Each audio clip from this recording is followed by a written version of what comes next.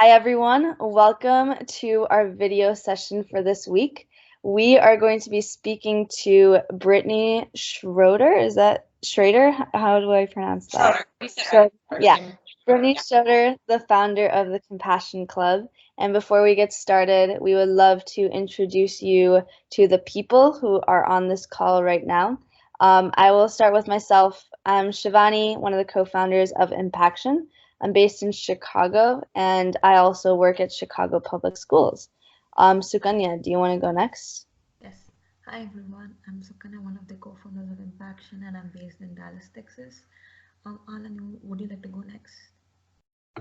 My name is Anand. Basically, I'm from India. I work for a Lotus Foundation school. It's a NGO. I am a admin in charge over there. Awesome. Thank you, Anand. Eugene, do you want to go next? Did you say me? No, Eugene. Oh. We'll introduce you. Okay. I'm from Hong Kong, and I'm in health and wellness. Very cool. Awesome. Thank you. Tanvi, do you want to go next? Sure. Hi, I'm Tanvi. I'm the product manager with Impaction, and I'm based in Boston. Awesome. And then Brittni, I'm going to give a short introduction for you, and then feel free to jump in. So as we all know, we're talking to Brittni today, and she started the Compassion Club in memory of her son Gage. And the Compassion Club aims to unite students in spreading compassion within their schools and throughout the community, and along with promoting and encouraging kindness and love within homes, schools, and communities. The Gage Schroeder Compassion Foundation also offers generous annual scholarships and grants to their participants. So they're working on empowering students to promote change and do acts of kindness within their own communities and their school. So Brittni, do you want to add anything to this introduction? No, I think that was great. So Awesome. I'm based in Houston, Texas. So my day job is I am a business and life coach for female entrepreneurs, but I'm passionate about the Compassion Club. So that's where I would love, more exposure and more help and just trying to grow that. So yeah. Awesome. Cool. So we're gonna start immediately with the interview. But yeah, can you tell us a little bit about the Compassion Club in your own words and how you embarked on this journey in the first place? Yeah. So in May of 2017, my husband and I, we lost our 14-year-old, almost 15-year-old son, and he was a freshman in high school, and he was he was gifted and talented, but he was also like a varsity athlete. So he had just such a diverse group of friends. And he was that kid that was always talking to everybody. And as a young kid, and as a mom, I was constantly apologizing for him. Oh, I'm sorry, he's bugging you. I'm sorry, he's bugging you, because he just talked to everybody. And that ended up being like the greatest gift for so many people, because he was just, he was just very intuitive of other people and was always just, he was a friend to all. And after he passed away, kind of how we came about is, we started getting knocks on our door, and then again, and then again, and then again, and it was these kids, and they kept showing up. But backing up a little bit, before that, after he passed away, we started getting all these letters, hundreds and hundreds of letters from people who he had impacted, how he had talked to them, how he had, helped them, served them. He would see kids that were just by themselves, and he would go over and talk to them, and he just had a heart of gold. And so after his passing, we had all these kids just showing up at our house, and they wanted peace, they wanted comfort. And we could see that they were struggling. We could see that they didn't have the coping skills. We could see that they were just lost. A lot of them started turning to drugs and alcohol, and they couldn't process the pain of losing not only a friend, but just like this light in their life. And so my husband and I have always been huge advocates of serving others. It's just been a part of our marriage, a part of our family. We're always, hey, how can we help other people? Let's serve. I remember when Gage was little, he had to have been like 2 or 3. And I wanted to teach my kids the importance of serving others, but I had a baby and then a 3-year-old, and I just looked for opportunities, and I signed up to do Meals on Wheels, and I would load up my stroller with all this food, and we would go around and deliver food to the elderly or people who couldn't leave their house. And it's just always been something very important that I want in my life, but I wanted to teach my children too. And so after his passing, we could see that these kids were struggling. And we were too. We were broken. We were devastated, but we wanted to help them. So we approached the school district and said, well, why don't we start a club, almost like a support group for all of his friends. And so we approached the school district, and they were, very supportive. And we're like, we'll call it the Compassion Club. And so we went into the high school and told stories of Gage, and then we said, what can we do? Let's go do a random act of kindness, and we would do activities like put Post-it notes on the lockers of positive words. After a football game, clean up the trash to give the janitors the night off to be with their family. We got pizzas one time, and we said, okay, we broke the kids up into groups, and we said, go and find somebody sitting by themselves and eat lunch with them and get to know them. Letters of gratitude, we would do food drives for things. We were just doing all these things. And at first we started off, and we were like, we'll just do once a month. And the kids just begged us, no, can we do this every week? This is the best part of my week, is when we do Compassion Club. So we knew why they were feeling that, because we were serving others. We were serving people. And I love this saying that Tony Robbins says. He says, we only suffer when we think of ourselves. And that was a message that we wanted to teach these kids. And the meetings were, we had hundreds of kids showing up. There was nowhere to sit. It was just standing there in a classroom, and kids they just wanted to show up. They wanted that peace. They wanted to do that. And they constantly, I loved, because the kids would say, oh, I just feel so good. I feel good. And I tried to teach them, it's because you're serving. And that's something that, we're missing that gap a little bit with these generations of kids. It's very much about me, entitlement. They're always on their phones. They're always, they've lost that personal connection with others. They've lost, the rate of anxiety and depression in youth right now is just crazy. It's just unfathomable. So it's one of the things that we thought, let's teach them. So we started doing all these random acts of kindness and doing all these things for these kids. And we started healing, because we were helping them, and they were healing because they were helping others. And it was just like a beautiful thing. And so we started posting on social media about the things that we were doing, and people kept saying, I need that. My kids need that. My schools need that. How can we bring that to us? And so we decided at this point, let's create a curriculum. So we formed a nonprofit, and then we created a curriculum, and just on how to organize. We do have an elementary education one and a secondary education one. And it's just how to organize a club. It's just filled with activities to do, stories to tell, just how to organize it. And so the profit, and then we sell these to schools, and the profit that we make from selling the curriculum is what we use to give scholarships and grants.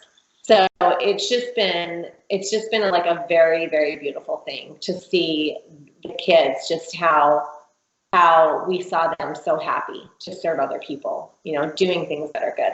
So that is kind of how we came to be. That's like kind of the story where we got from there to here. So that's awesome. And it seems, like I said to you individually, but it comes from a personal journey. And it's beautiful how your personal journey actually is helping more kids in your community and in communities in the nation. So you started talking a little bit about like the challenge that you're trying to help solve when it comes to depression and anxiety, especially in youth when they don't serve others. Can you tell us like a little bit more specifically about what challenge or challenges you are aiming to solve as a result of the foundation and as well as like the Compassion Club itself? Well, I just think, I work a lot with kids, teenagers especially. Our program we do have an elementary education program and a secondary, but I would say a majority of my experience has been working with teenagers. And I've just noticed a lot of, I spending time with them, I noticed one of the things when these kids would start coming to our home, I mean, we had kids at our house all the time, and I couldn't even have a conversation without them pulling up their phone. And so we'd always say, disconnect to connect, disconnect to connect. They're just losing that personal like connection with people, personal touch, learning these skills. And so I think it is having like a major negative effect on them. And I think that's where a lot of the anxiety, because they feel like I'm missing out on something because they're on social media, they're seeing everything that's going on. I mean, 5-10 years ago, if you didn't get invited to a party or you didn't go to anything, you wouldn't think anything of it. You wouldn't even know, right? And it's the same with, think about how deceiving it can be. People only post when they're having a good time. They don't post, when they're struggling. It's just, I'm laughing. Those are the things that are being seen. And it's almost like rewired these kids where they feel like, why am I not good enough? Why is my life not as great as all these other people? And it's not real. It's not reality. It's not. And so I think that is a contributing factor to the anxiety and the depression. And I always say these kids, they can be surrounded by hundreds of people, but they're so lonely because they're not making the connection. I mean, I think there's several factors. I don't think you can pinpoint it's just social media. I don't think you can just pinpoint, that it's like them having phones. I think drugs and alcohol, play another factor. It's very, I guess it depends on where you live, but in certain areas, like you used to be, if you didn't do drugs, or if you did drugs, you were the minority. Those were the bad kids. And now it's not like that. The minority is the kids who are choosing not to do that. But what I'm finding with the kids that are really involved in drugs and alcohol, they think it's like a bonding. That's how they're connecting with people. So they are going to these parties and people want to party with them, but they're lonely because they're feeling like that is how they're connecting. But I mean, think about it. I think of a story of, when I was listening to a podcast about something, and this lady was saying she had this conversation with her friend, and her friend was drunk. And the next day, she couldn't remember any of the conversation. So she gave a really good point. She said, I was spending time, I was connecting with this person, but that person wasn't there. So think about that with drugs and alcohol, whatever, you're high, you're drunk, like it's almost like it didn't happen. Those connections are not deep. You're not really connecting with people. And I think that is contributing because, think about the depression. A lot of times depression is you're lonely. You feel alone. But it's because we just have a false sense of community when it comes to drugs and alcohol and social media. One of the activities that we do in our club is let's do a fast, or let's, social media fast, get off social media. If you see somebody that looks good, don't like their picture, walk over and say, you look great today. Or, you had this accomplishment. Don't comment on their Instagram, call them up and say, I just saw that or I just heard that you won this award. That's so great. And then it goes the reverse too. Think about it. Think about the text messages that we send to each other. I'm not going to look at you in the eye and say something very rude and critical, but you'll text somebody these really harsh things. And so I think it's just like a combination of things. So I think that's why, we need to come together as a community and serve. And that's how you connect. That's how you bring people together. That's how you feel these connections, so you don't feel lonely, because you've really made really true, deep connections. So those are my thoughts on that. I mean, I can go on and on about like the youth and all the issues. And it's not just kids, it's like the generation, it's society right now where we are losing, really losing a very deep connection with people. It's really sad. Can you also talk about what kind of impact have you made with this, in terms of, what your goals have been and where have you been able to achieve it, and how do you even measure that if you have a method? And so one of our goals is to, like get school, like, just like educating people, but getting them in the schools, getting more clubs in the school. So the impact we've had, the schools that we have, I always say, if we can just help one person, that's all that matters. And so one of our goals is, we want to get more clubs in a school. We've had a goal to, get, we're a fairly young organization. We're only just shy of 2 years. And I'm trying to think how many active clubs that we have right now. I want to say we have about 25 or 30 active clubs all over the US. And some are bigger than others. Our two biggest clubs is one in El Paso, Texas, and the next one is in Michigan. So those are probably our two where we have, 70 or 80 kids that are coming and involved in the activities. So, so I think like that's been our goal. The impact is just seeing these kids. When we get the scholarships, it's a very rewarding thing for like us as a board, because the responses we get for them are like, this was the best part of my high school experience. Granted, it's only been around, just shy of 2 years, but it's just been really great. We also have, we're all about inclusion too. Everybody's included, and we say we have a club in Michigan. This is one of our biggest ones. And it is a special ed. So there's lots of kids in that club with disabilities. And these kids have never been able to be a part of a club because, I always say, if you're an athlete, okay, you're an athlete and you're an academic. What if you're neither of those? Where do you fit in? And it's all about everybody belongs. Everybody can be a part of this movement. And our club in Michigan that has a lot of kids with disabilities, these kids are, it is like the best part of like their experience. They sit and think, when is the club? When is the club? When is the club? They get a ride on homecoming floats that they never have, and for me, that is the impact. Like I said, if I can just help one person, that's all that I need to do is just help one person. I am hoping to help thousands, but like, it's just like that one person. If you can just help one person, that's all that matters, so that's what we've done so far. The scholarships is just, it's just a bonus that we're able to give some scholarships. So that's great. But the big picture is like helping the kids on a daily to learn how good it feels to serve and to be kind and to do things for other people. I'm constantly saying when I speak to administrations for schools or teachers who are thinking about it, I always say, we give kids the most amazing academic programs, and we can give the schools the most incredible sports, athletic programs. But if we cannot teach kids how to be good people, they will fail in life. They have to have these skills to build relationships.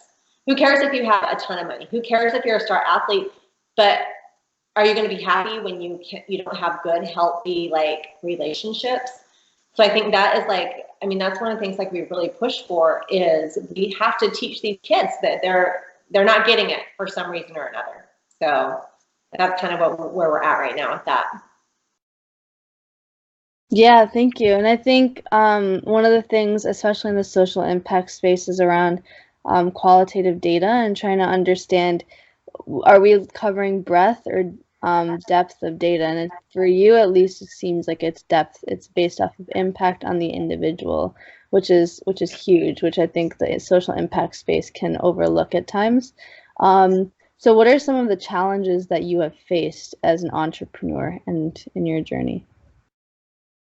So I think one of it is because it's a nonprofit, just the time I have a full-time job. Every member of my board has a full-time job. And so it's just, we need exposure.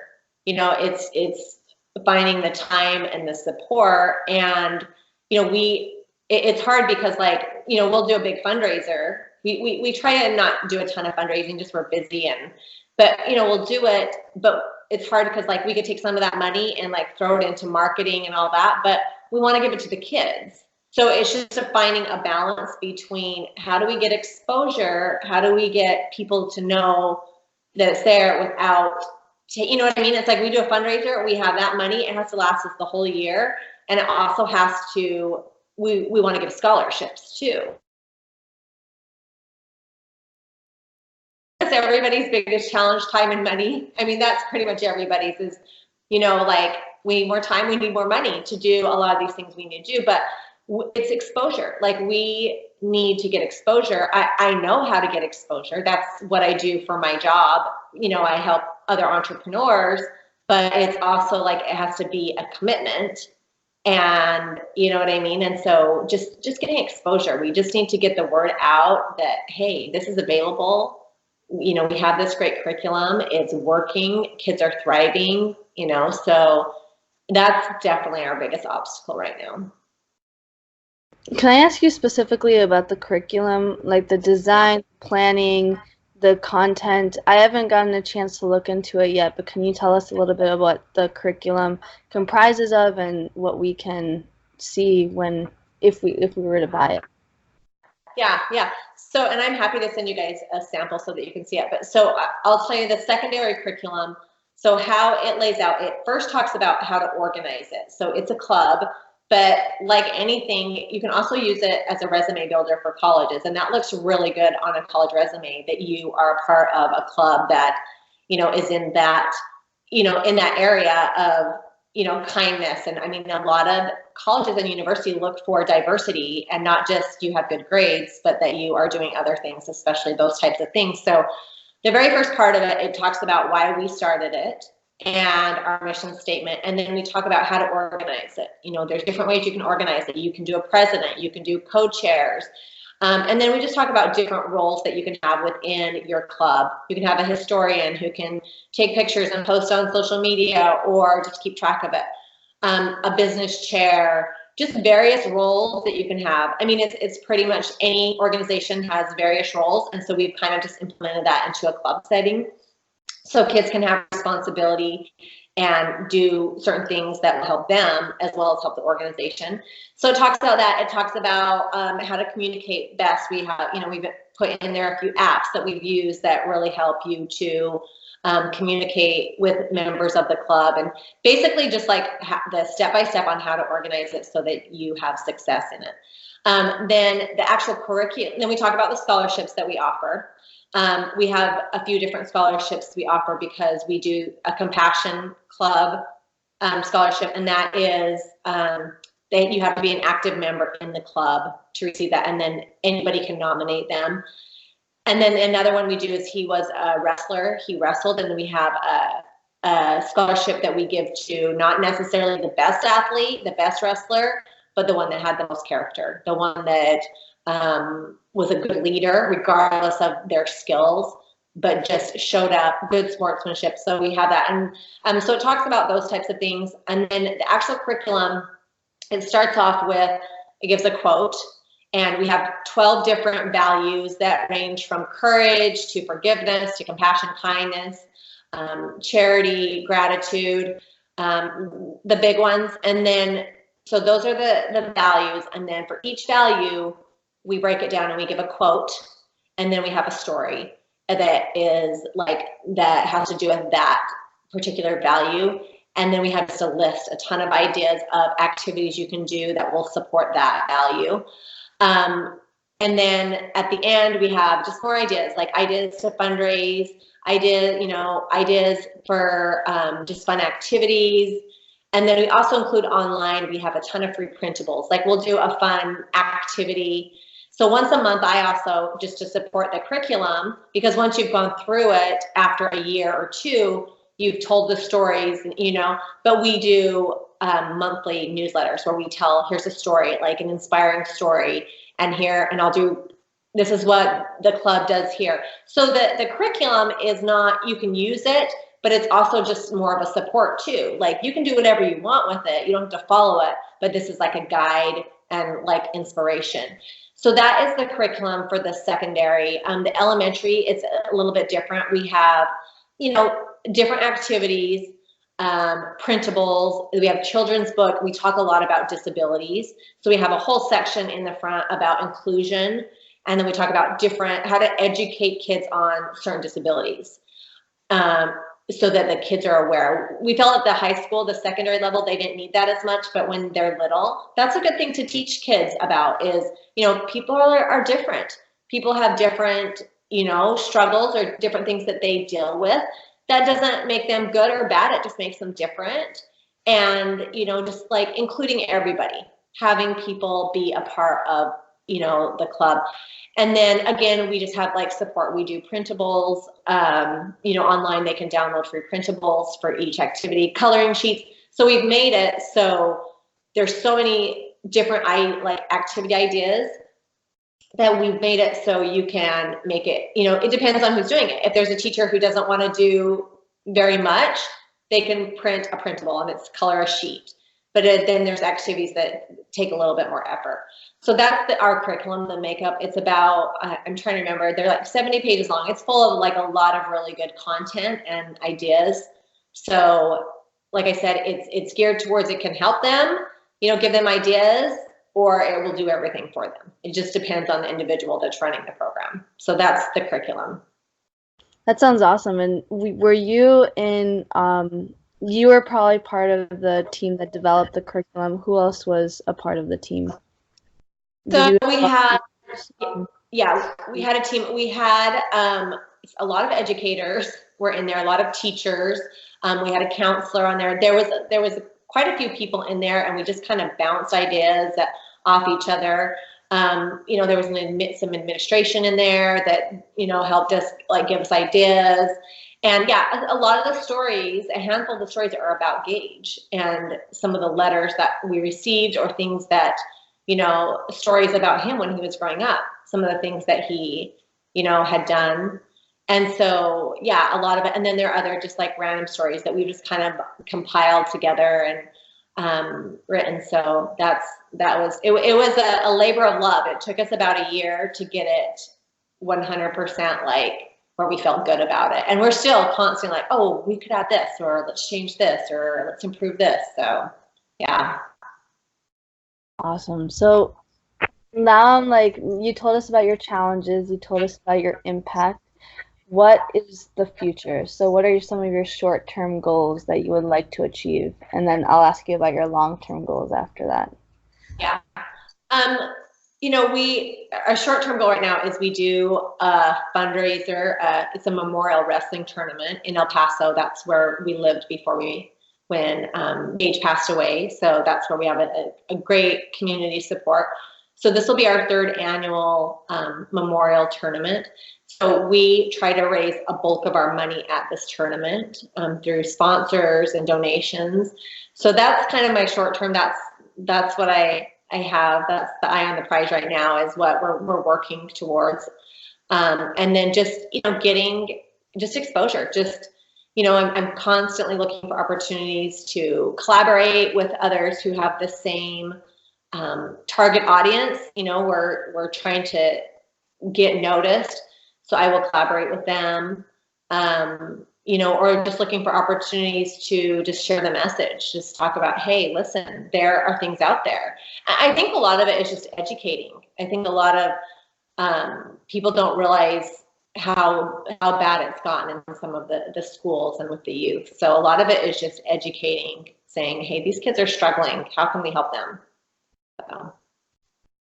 Absolutely. So for now, it's fundraising and exposure. 10 years down the line, what would you like to do with the Compassion Club? Well, eventually I would love to put more time into it. I would love to make it more of a, you know, not a side hustle, but be able to dedicate more time. but I would love just to get a team of people who are advocating for this kind of stuff. And, you know, growing it, I would love to get more scholarships. I would love to get more clubs. I would love to do more trainings. You know, I've always been really passionate about like the youth and advocating for their well-being. And so, yeah, I would just love to just keep growing the organization and, you know, having financial and actually like physical support of people to help us do that. Yeah, that's very important for sustainability. So I have one question left, and then we'll turn it over to our community questions. So guys, get ready to ask questions to Brittni. My last question is about advice. So we have a community of students who watch these videos, who are brainstorming on how to make the world a better place, what's their place in the world, how they can leverage their existing resources to help their local communities. So in terms of, do you have any words of advice for our students, our innovators, our entrepreneurs? I think my advice would be is to have the mindset of if I can just help one person. So I think a lot of times we think we need to do these like very grandiose, like huge things to really make an impact or make a difference. But it just starts with one person. And, you know, I think I have a mindset not only in my foundation, but in my business. So it's just, how can I serve? How can I help? You know, we shouldn't have the mentality like, well, what can I do for you in case I need something from you? You know, like we need to have the mindset of, let me help you with no like intentions. No, not intentions. No, what's the word I'm thinking of? Like that we want no expectations. Yeah. So I think it just serve others and not having the expectations of, okay, I did this for you. Now what are you going to do for me? But teaching people just to serve like because they want to. And, you know, it doesn't have to be this like great, big, huge, amazing thing that we do, but it's just the things that we do on the day, like the daily, that make the biggest impact. You know, you think of, we do this one exercise, and I've actually done this for years, and I think everybody in here should do it because it's really like such an amazing thing. But I've been doing this for years. I make a list every year of the top 10 people in my life that have made an impact on my life, who have molded me into who I am, who have made me who I am, who have inspired me. And I make a list every year of those 10 people. Sometimes my list changes and sometimes it doesn't. So, you know, a lot of it is the same people 10 years ago than it is now. But I make a list of these 10 people and I write every single one of them a letter and tell them how grateful I am for them because they have impacted my life and they've inspired me. And I think, and I look at my list and you guys will have to like think about your own list, you know, but like on my list, there isn't any like amazing athlete. There isn't any like amazing like TV person. It's like teachers, it's like friends. It's just like the day-to-day people who've made such an impression and impact on my life. And I think that's, you know, like I said, all it takes is just one person, one good friend, one person who is just like authentic and real and just loves you for who you are. And so that would probably be my advice is just, you know, just one person, you know, if you can just help one person, it makes a difference. That's so powerful. I've read a lot of research stories where they show how gratefulness can actually change a lot of your brain waves and your chemistry, only because it's just a complete mind shift, just writing down things even every night about maybe one or two things you're grateful for that day. And that has shown to have positive results. So I think including like the people who are like reinforcing the idea that the people around you are shaping you into who you are. It takes a village, of course, so that's a really good exercise to participate in. Yeah. Yeah. That would be great. I'm definitely gonna do that. Does anyone have any questions for Brittni? We've got some community questions. I have a question for you, Brittni. So, How do you identify in which location you have to start your compassion club? Do you use any particular data to identify, or just through partnership you start clubs in certain location? So basically you just would reach out to me. Your question was if you were interested, how do you start one? Was that your question? How you pick your locations to start this compassion club? Say for example, you have clubs in just selected locations. How do you pick up your locations to start a club? Do they reach out to you, or based on data you identify, no, this location has got these issues, children are facing so many issues, and starting this club over here would be useful for those children in their lives? I would like to know that. So, I mean, basically anybody can start a club. Usually people reach out to me, and I send them, here's the sample, this is what it takes. They purchase it, and then they can start a club. Really effective clubs, the ones that are really have done well, I'll speak to them, because I speak to them and I tell the story about my son, and it's a presentation, and he was their age, and so they feel a connection to him, and so I think it gives it purpose. But there's places that I haven't spoke with, and they have done clubs. Some of the really successful clubs just have good leadership. I mean, it's like anything. If you have good leadership, things will be great and be really effective. So anywhere can start a club. It would be like if you were at a school and you wanted to start a chess club. You would just say, okay, like, people here like chess, let's start a club. It's the same as like, hey, this school is struggling. There's lots of, issues here, or they have gone through tragedy or whatever. Let's start this, because this is a great way to bring kids together and the community together. So did that answer your question? You did. Thank you. Anand or Eugene, do you guys have any questions? No, I don't have any. Actually, like, what do you tell about the parents? Like, uh, if they have any questions about the kid, because what happens in India, like after the high school, parents don't want to send the child to the school because they want to like support the family to like they will send them to the job. So, how you manage the parents? I couldn't hear somebody. I couldn't hear very well. I'm sorry. Okay. Like how you manage the parents, like what happens in India, like parents don't want to send the kids after the high school, after their education, they want to send them to the like employment, so become there, so they can support the family. So how you convince the parents? How do I do the payments? Is that what you said, the payments? Parents. Parents. So the parents, yeah. So tell me about it. Repeat that. Sorry, go ahead. Absolutely. So he's asking, how do you convince the parents to like have their children be a part of the Compassion Club? Only because, especially in India, the parents send their students straight to employment after school or after they've completed schooling. So how do you manage that transition? I think that's where we kind of come into a little bit of, I mean, that is a struggle, I'll be honest, is that it has to be either important to the administration or the parents. They have to see my kid is struggling, and I think it's like anything, like it has to be a priority to you. It has to be like, hey, my kid is, they aren't happy, they're not doing this, and make it a priority.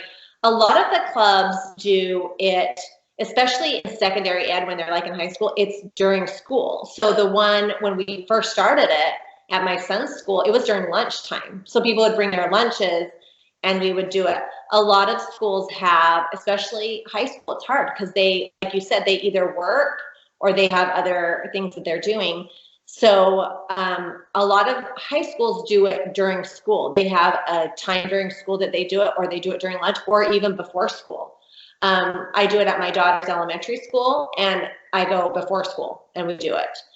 So it just depends. But I mean, that is, I will say, I mean, that's a really good point, because that is kind of our obstacle, is we see these kids struggling and it's not a priority from the administration or from the parents. It's just like, oh, we're too busy, one more thing to do.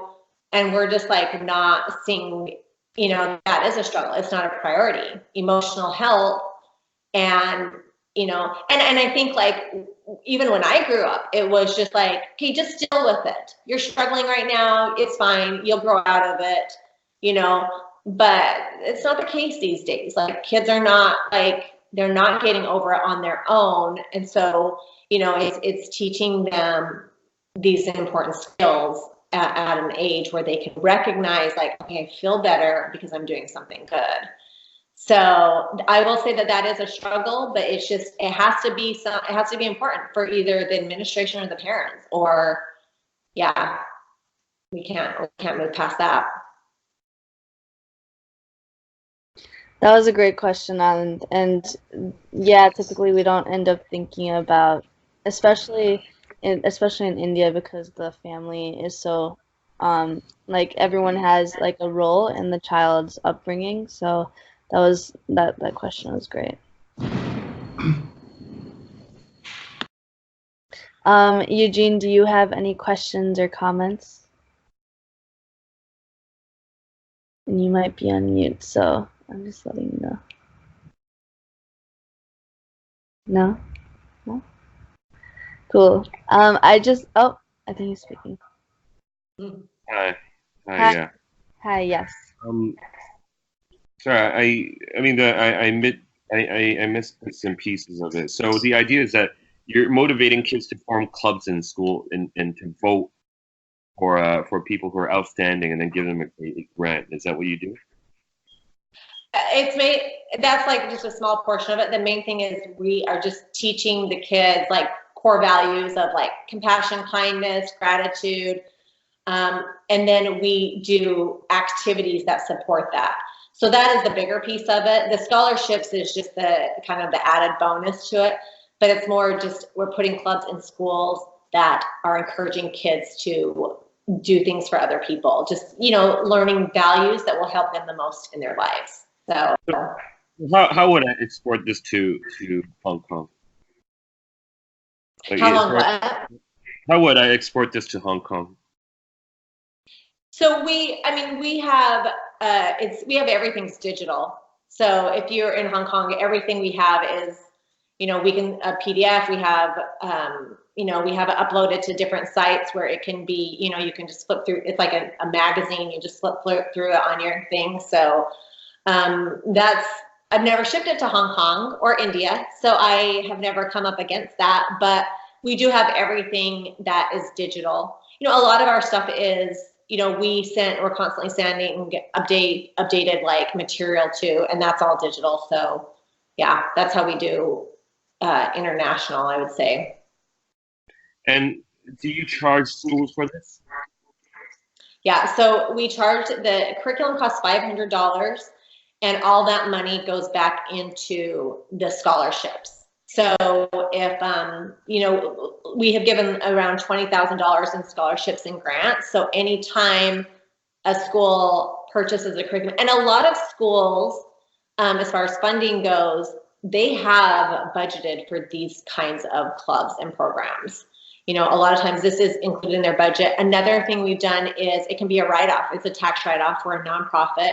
So we have had businesses just donate it as a tax write-off. So yeah, so that's kind of how we fund it, is the scholarships is through the purchase of the curriculums. So it's $500 for the school, right? Yeah. Okay. Maybe I guess you could. I'll send you my email. You can send me a sample so I can look through it and just kind of. Okay. Yeah, I would. Brittni, if you can send the whole group a sample of your work, and I think everyone would love to check it out. That would be awesome. Yeah, for sure. And then you can go, if you guys are on social media, Instagram, it's compassion_club. And you can see some of the activities that the clubs do. they come up with some like really creative things. We had a club in Utah, and she had the kids gather. It was outside. They did it outside during recess. That's when they did their club there. She had them go around and get like rocks and sticks, and then she talked about sticks and stones, and she had them write words with sticks and stones that were like maybe mean words, and then that people have said to them, and then turn those into like kind words. And so, we get like, and that's not an activity that we had in the curriculum, but it's something that they thought of. And so it's just, it's another source of inspiration for more activities, more ideas that can help the kids. So. Absolutely.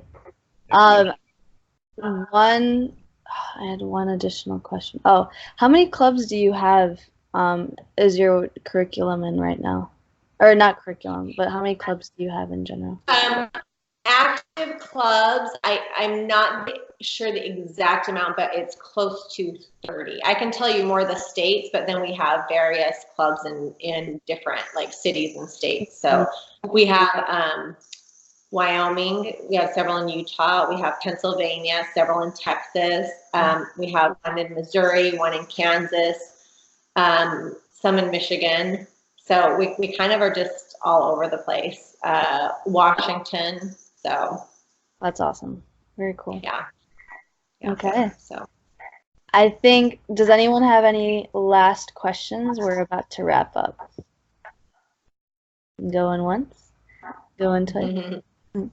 All right. Thank you so much, Brittni, for giving us your time and telling us a little bit about the amazing work that you're doing at the Compassion Club. I think we have to wrap up now, but guys, just be sure to check out our previous video by clicking this button and subscribe to our channel by clicking this button. And please tell your family and friends to join. We're just learning every other week for an hour. It doesn't take much, but you can either provide advice, you can hear from someone in the space, you can even talk about your own idea. Just email us and we can host a session for you guys and bring the community together from around the world. We also we're finishing up our clothing drive, so we have a goal of getting 1,000 clothes donated by the end of October, and we have 967. So if you guys have clothes that you want to donate, be sure to donate them to your local charity and then fill out our short survey. We're just counting clothes and seeing how people around the world can unite in a smaller way that can make a huge difference. So guys, we're doing great work, and just thank you so much for joining this session. I hope everyone learned a lot from Brittni today, and Brittni, thank you for your time.